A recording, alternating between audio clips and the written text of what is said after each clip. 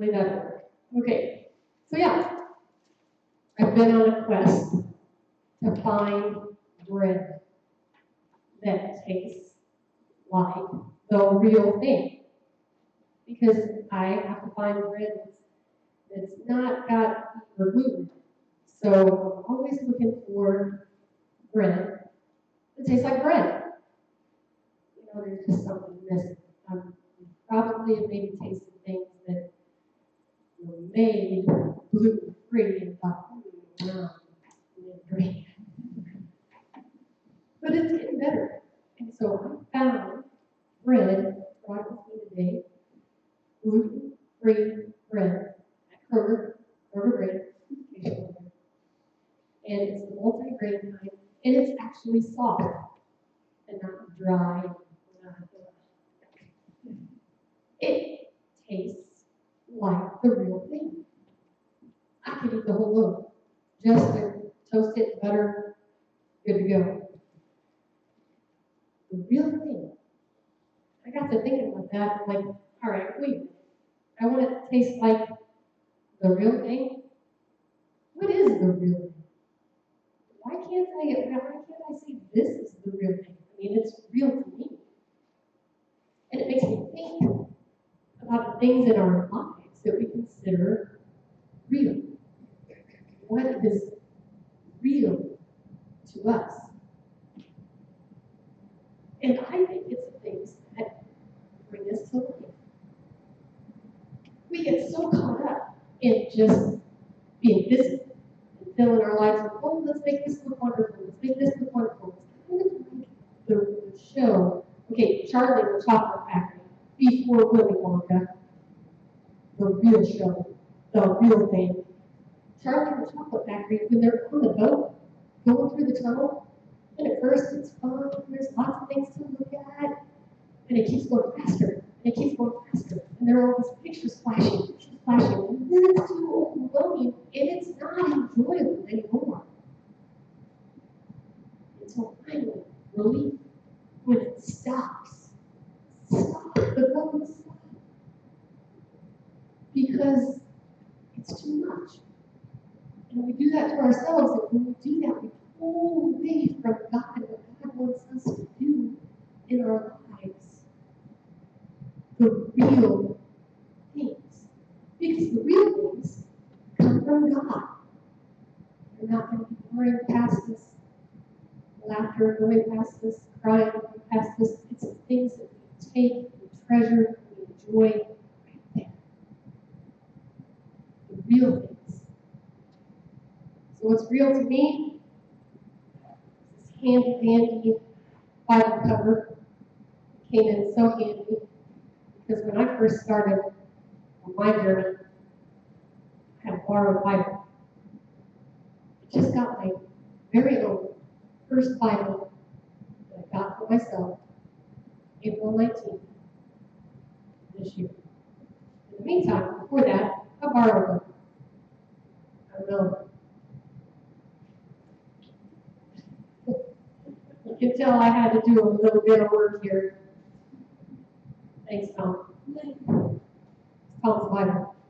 He let me borrow it, and I pretty much destroyed it. But it's been great because in doing this helped me to find the real things. So I'm going to share it to you today, share with you today.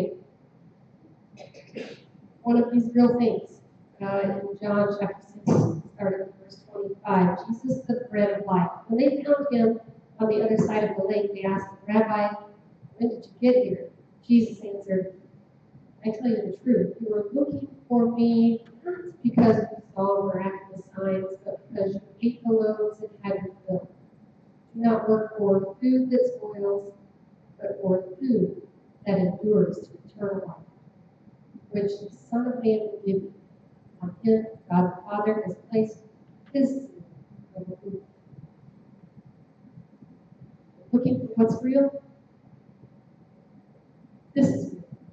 Jesus is real. God's love for us is real. We pray for him. God, you offer so much to us. Sometimes we're going too fast, not really focused on what we should be. And we miss help us to turn our eyes and our hearts on the things that you have set for us, those things that are real, those things that bring us to you. Your Son, Jesus, let us focus on him. It's in his name.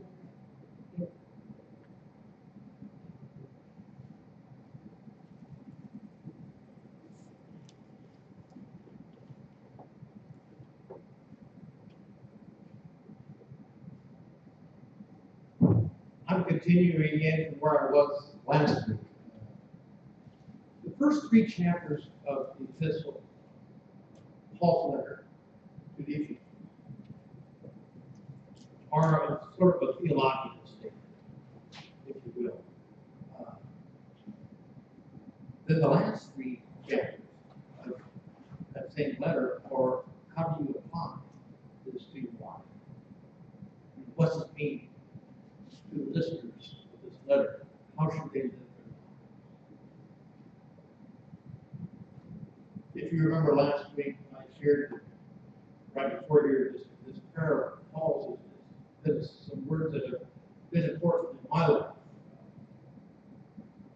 Trying to reckon with that image of being rooted into the love, this love that we're to come to the knowledge of how wide, how long, how high, how deep the love of God really is. That's where today's reading begins. Hear these words. As a pastor for the Lord, then, I urge you to live a life worthy of the calling you have received. Be completely humble and gentle. Be patient, bearing with one another in love. Make every effort to keep the unity of the Spirit through the bond of peace. There is one body and one Spirit, just as you were called to one hope when you were called. One Lord, one faith, one baptism, one God and Father of all, who is over all and through all and in all. But to each one of us, grace has been given as Christ apportioned it. This is why it says, when he ascended on high, he led captives in his train and gave gifts to men. What does he ascended mean except that he also descended to the lower earthly regions? He who descended is the very one who ascended higher than all the heavens in order to fill the whole universe. It was he who gave some to be apostles, some to be prophets, some to be evangelists, and some to be pastors and teachers, to prepare God's people for works of service, so that the body of Christ may be built up until we all reach unity in the faith and in the knowledge of the Son of God and become mature, attaining to the whole measure of the fullness of Christ. Then we will no longer be infants tossed back and forth by the waves, blown here and there by every wind of teaching, by the cunning and craftiness of men and their deceitful scheming. Instead, speaking the truth in love, we will in all things grow up into him who is the head, that is, Christ. From him the whole body, joined and held together by every supporting ligament, grows and builds itself up in love, as each part does its work. This is the word of the Lord. Thanks be to God.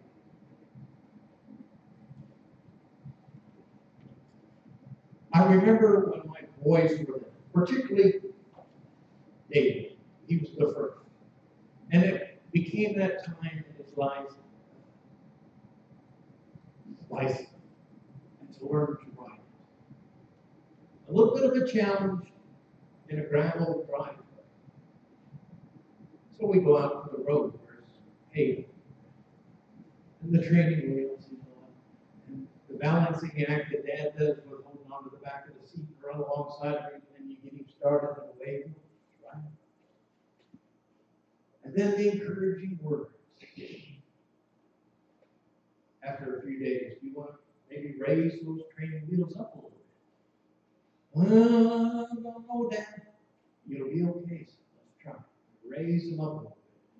Here we go again. Holding on to the back of the seat. Get him going again, and off he goes. Or so Dad says, I think it's time to get a wrench out. Just take those wheels off. Dad, I'm not ready for that. Yeah, you are. Yeah, you are. You can do this. And so, no wheels. Dad holding on the back of the seat to steady him when he gets to go. And I said, just keep pedaling. Just keep pedaling. And down the road he goes. Come on, we've all had experiences like that. And as soon as we get to that place where down the road he goes, you begin to miss those times we're running alongside, holding him securely and tightly because you've just freed him to be on his own. That's sort of what Paul is feeling, I think, for this church that he birthed, if you will, in Ephesus. That they're often running now on their own. And he offers words of encouragement, sort of training wheels, if you will, to keep them headed in the right direction and to keep going so that they don't fall down. He offers these words from his prison cell. Do you realize, it took a while for it to dawn on me, Paul's letters, that we have this record of, his letters were written, many of them before the Gospels were written.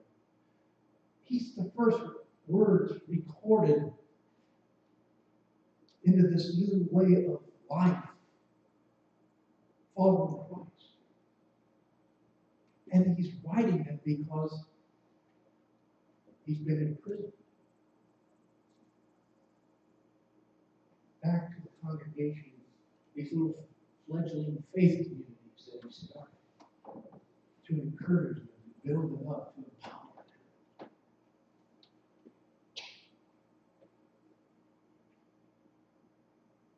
Historically, we can look not that many years ago, documents written by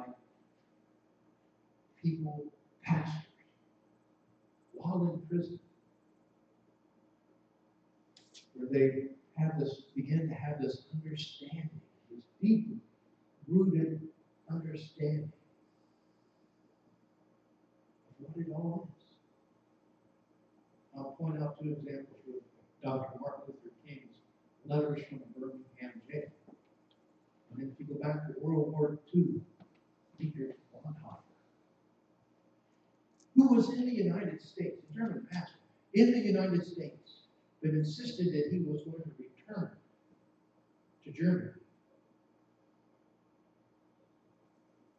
And when he did, he was imprisoned because of his words against the Nazi regime and executed before the war ended. But meanwhile, he writes this treatise on what it is to believe and to hold on to the truth in love, as Paul, and to face down the powers of the world that corrupt us, that divide us, that tear us apart. Paul understood this unity that was needed for the church to function as one. But it wasn't that the unity was that we're all supposed to be the same. Absolutely everything done in a certain manner wherever you were. No, that wasn't going to be the case. And as we look at the church today, that's certainly not the way it is. But that there is common ground to be found in our unity. The common ground is present for us in this place today. We have symbols. Here's one. Water. Common. Table. Common ground.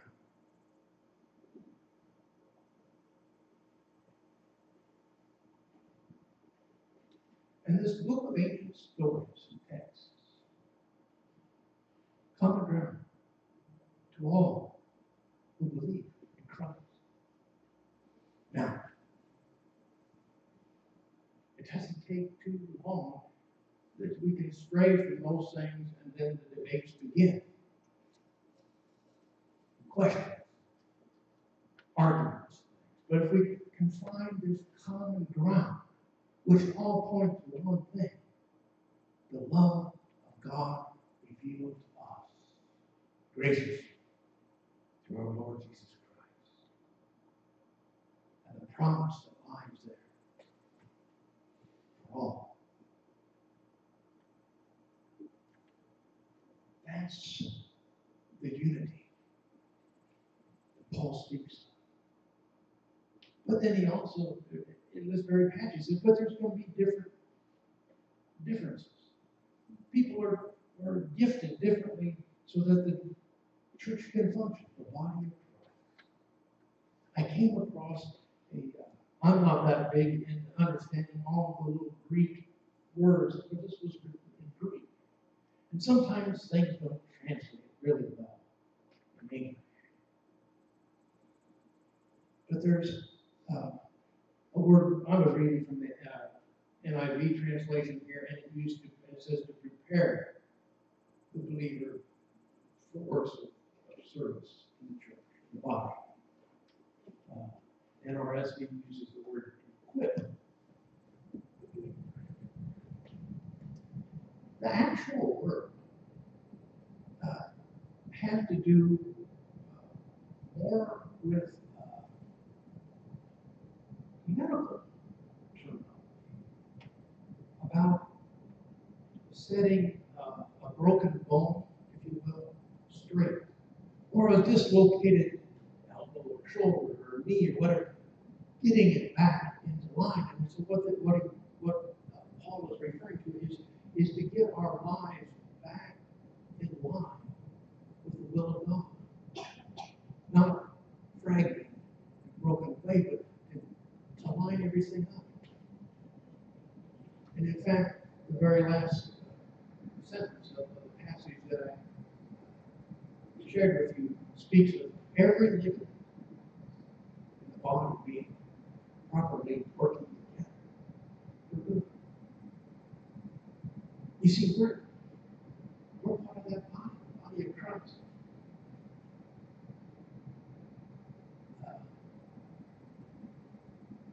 So God finds, through His Spirit, finds people who are willing to be God's Christ's hands, His feet, His heart. Physically present in our world today, because Christ was with us, Christ is with us through the power of the Spirit, that Christ is risen. Right? So we become His body, and He is the head of the church. So the call upon our life is a calling that Paul speaks of.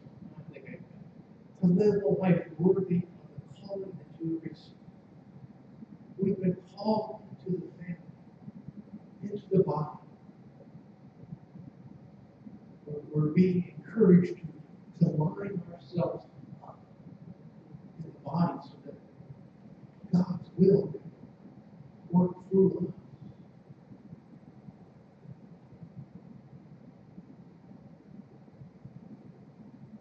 And it is even, Frederick Beaker put it, sometimes in certain situations, God will even point the divine figure at somebody who may not seem like he fits the mold, to be the one to be the heart of Christ in that moment. But sure, God will find someone Praise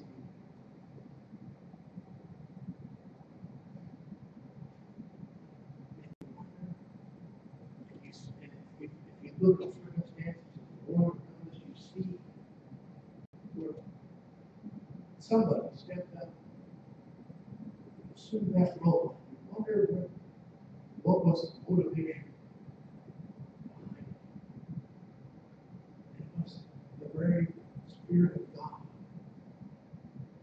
urging them forward to do, to act, to speak in the moment for the good of God. Let me do that.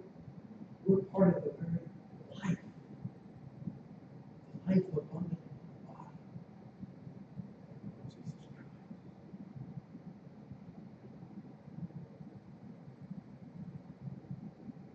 Paul invites us to see the bigger picture. I had the opportunity this week to go to a corn ceremony called with the sponsor. There wasn't any sales promotion. I was amazed, but they brought in these speakers. And they all spoke of the bigger picture from different perspectives. And it was so good because I don't know about you, but I can get caught up in the minutia of the day and the little details of this and this, and you forget to see the larger picture. These guys back presented it so that we might remember really the calling upon these 500 farmers gathered in this place.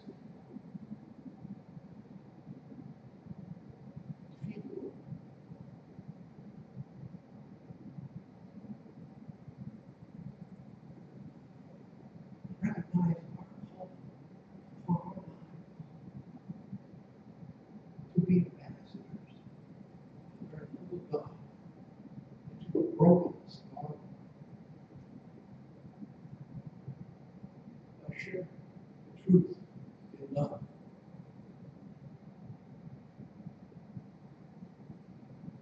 May you this day be renewed in your calling upon your life as part of